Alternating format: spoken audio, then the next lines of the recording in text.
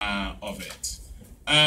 You know, for me personally, as someone who was born in the UK, loves the UK, feels very much British, I felt pushed out of the UK because of the glass ceiling I could feel my head bobbing against, having been given very genuine and real opportunities. I went to the London Academy of Music and Dramatic Arts, and while I was at drama school, I remember at the time watching TV in the UK and thinking there were very few examples of actors who look like me, who I aspired to be like, aspired to have their careers. In order to have those feelings, I had to look to the States.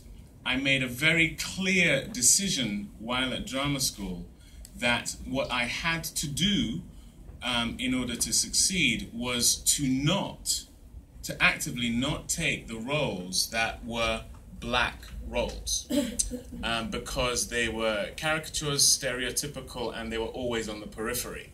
So I remember going to meet agents as I was graduating from drama school and saying, I want to go up for the roles for white actors.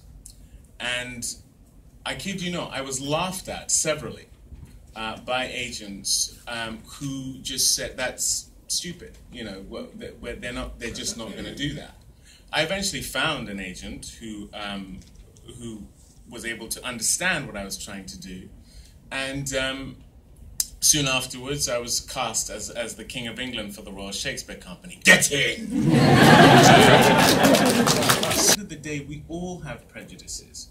We all have allegiances that are both conscious and subconscious, and so therefore, we are kidding ourselves to purely rely on people who are already in positions of power to change, to suddenly change their nature, to suddenly change their point of view, their worldview, and what it is they want to see. At the end of the day, whether we like it or not, we take care of our own.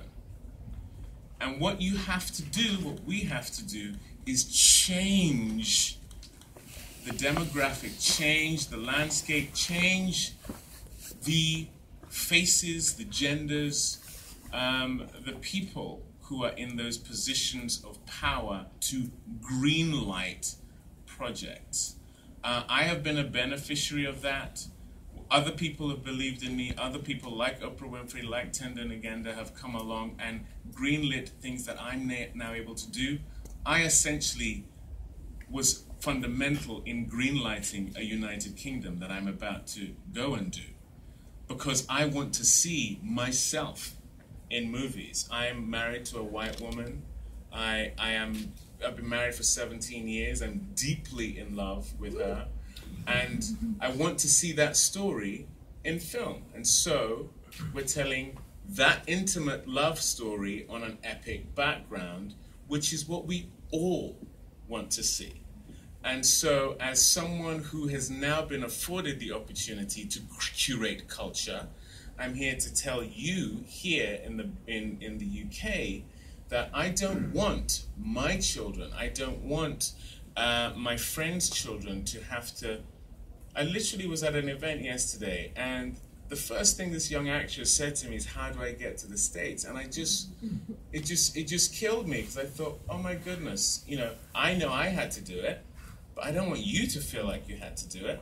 So, you know, basically all of this is only going to work if the faces and the genders of the leaders, the people in power, change. And we have all just got to push for that in order for anything meaningful to happen. That's my opinion. Thank you for listening.